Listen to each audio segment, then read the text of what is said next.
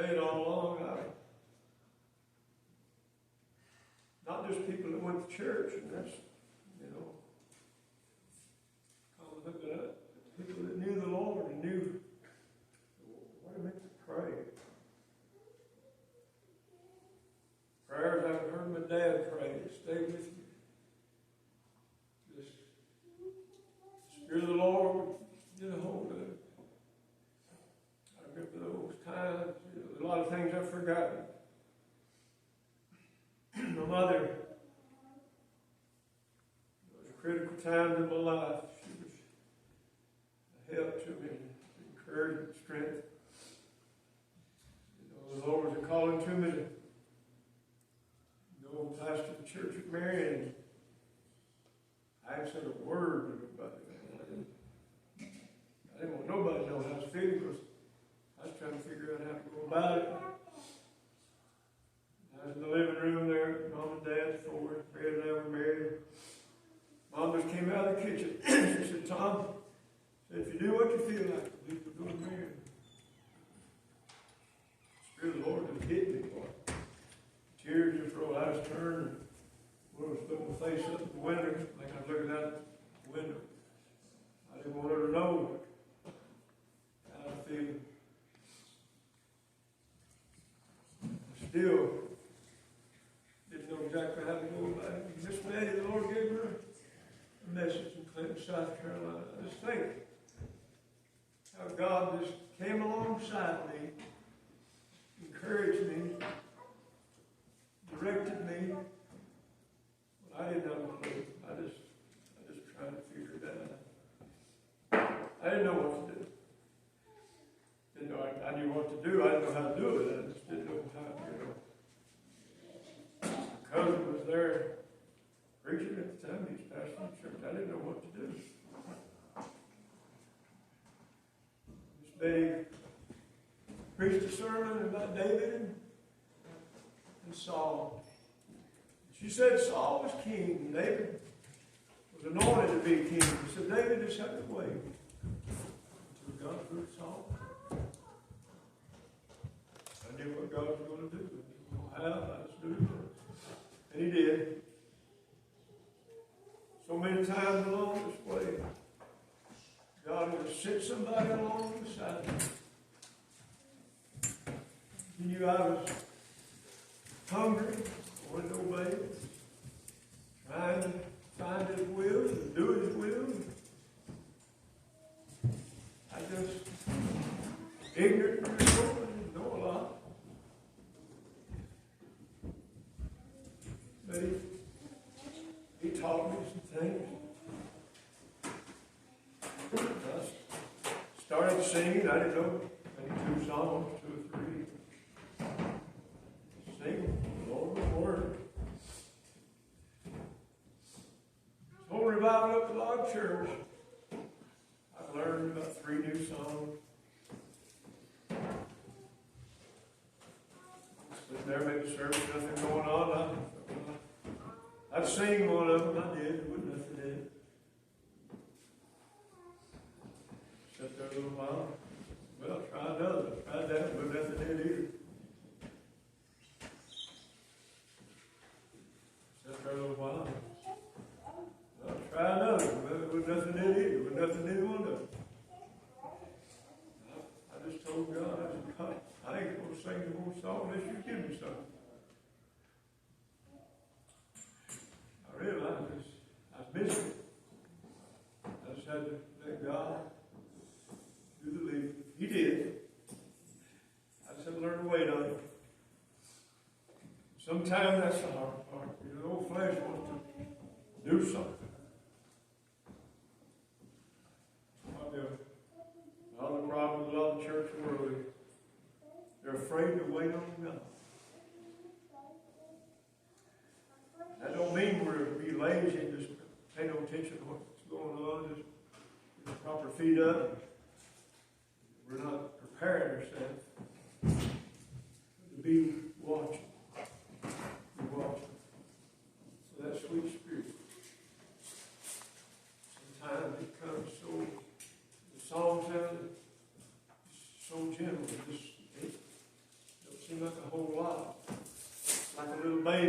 little candle. You just have to be real careful you don't put it out. You know, just move kind of slowly. Pay attention, real careful, make the right move. You begin to increase, you know, as you move and you touch the plant. Touch the plant.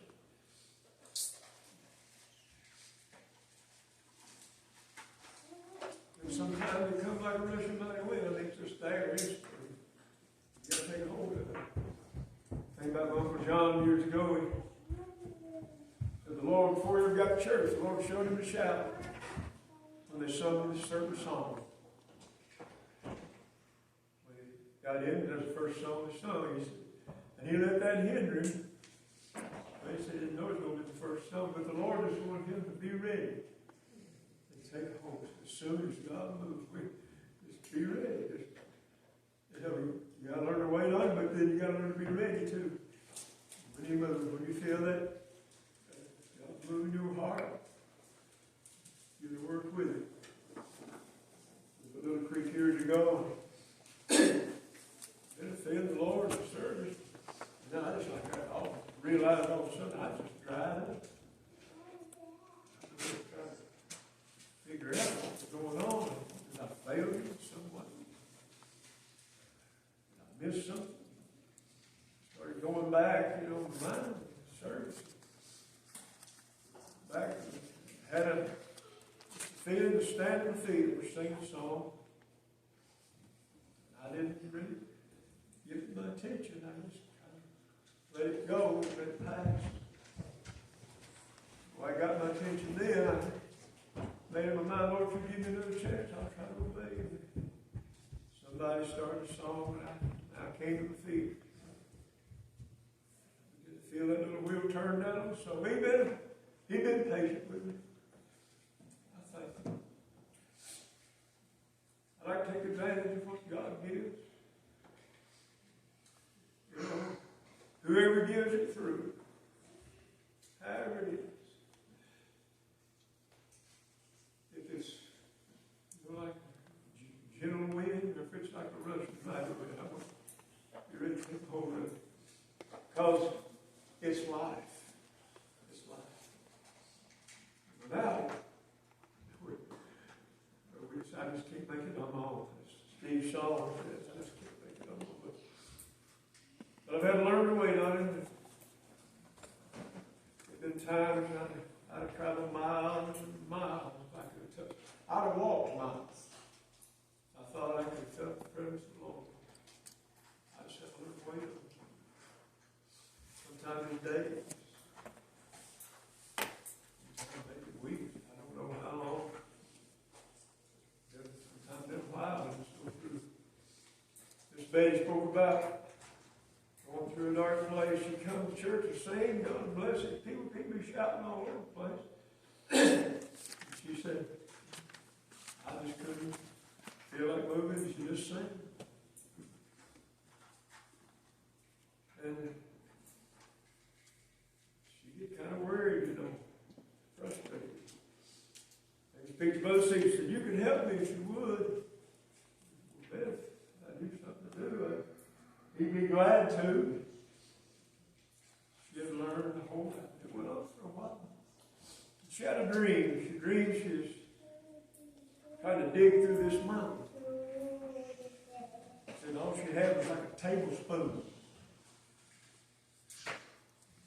Said people come by and they'd say, you'll never make it. You'll never make it.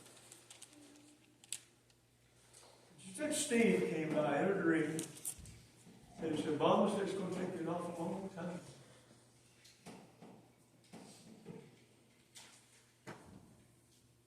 He maybe, I don't know if he said maybe see if I could help you. Anyway, he said he came back with a little, what we call a fire shovel. We used to use to take the ashes out of the stove, you know, a little shovel about that long, a little shovel part, about 6 inches or so. You give her that. She said, well, you know, it was still, it looked like it must have been a whole lot more than she had. There's a lot more than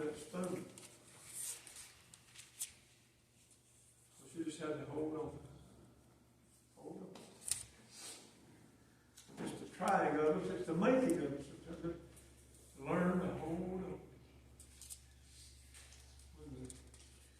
The old song is, when the way seems dark and long, as I pass near the throne, hold to my hand.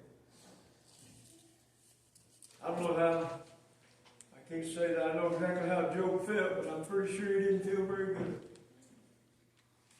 I can kind of get some idea of how he felt. You know, he lost 7 children in one day. Losing one's a big deal. I mean, it's devastating. To lose 7 at one time, I don't even know how to fathom that. I really don't. Then all he worked for, everything. I mean, I know we can sit here, we can read about it, talk about it. You know, it's way beyond us. But when it comes down and it's your life, when it's you, and you're going through that darkness, you're going through that trial, you're going through that, feel like you're losing everything. Just feel like you're losing everything. Except for one thing. And that's what it comes down to sometimes. You have to be willing to lose everything. Hold on to Him. Hold on to Him. Job did. He said, I'll wait till my change comes. His wife, she was frustrated and she was hurting too. She wasn't like Job, she wasn't sick, but she had to look at him and see him in misery. He worked hard, and here people making fun of him. That's pretty tough. Miss Betty said something years ago. She said, I can say whatever I want to about Cecil. She said, I don't want nobody else to say nothing about it. People make fun of her, and just ridicule her. He said, if people make fun of me, he said, I wouldn't have trusted to sit with one of my dogs. I wouldn't trust him nowhere. Now he said, I'm just a byword. He'd come down low. He'd come down. And I thought, it went on, and it went on, and it went on, and it just went on and on. For a while. And his so-called friends, they came over and they didn't speak for a week. I mean, that's a long time. Just said, this man's grief and his pain was so great, there was nothing to say.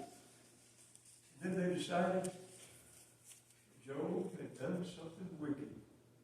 He had to do something wicked. Why on earth would this happen to anybody if he's not a wicked person? And they begin to accuse him of wrong things. Working with the women around him. He said, I made a covenant with my eyes. Why would I think on a maid? He said, no, I ain't going there. They accused him and they accused him.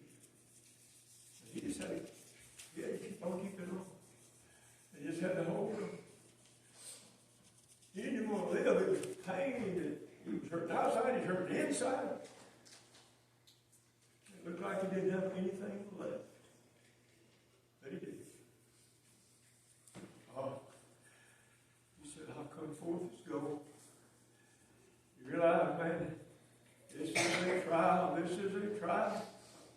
It's easy to read about it, but like I say, when you're going through it, it's a different world.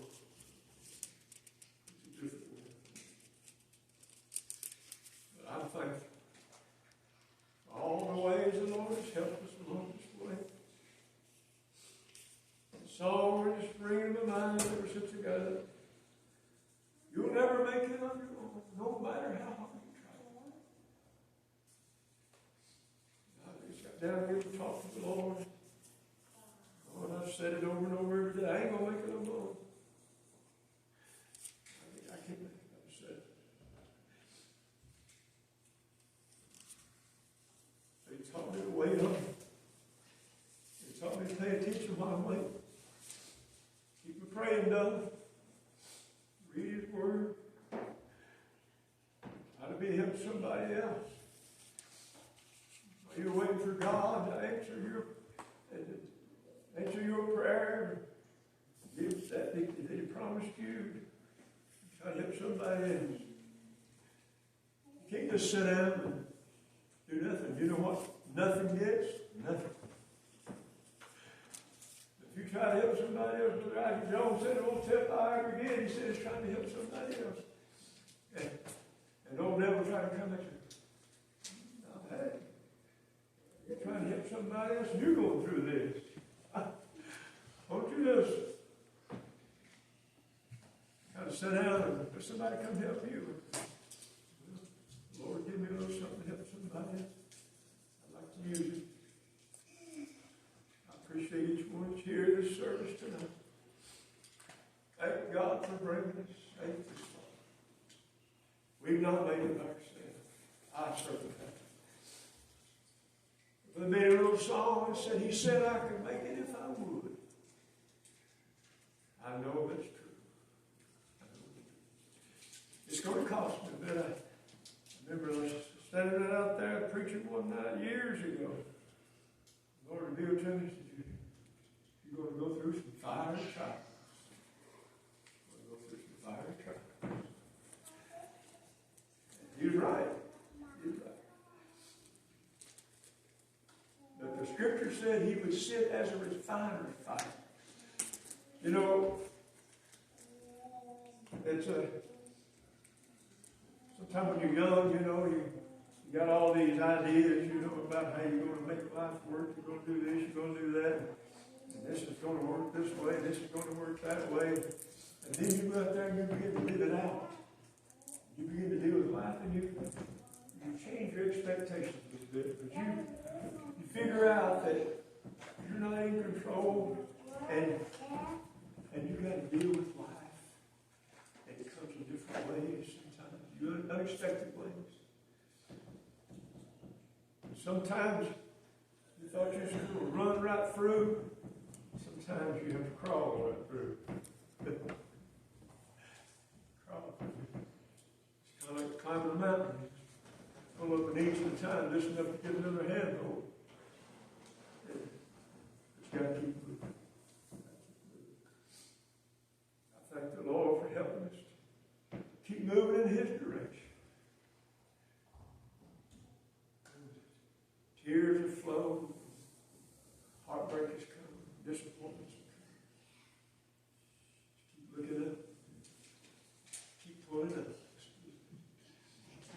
Song says, "Once I stood at the foot of this great mountain, I wanted so much to climb. On top of this mountain, beautiful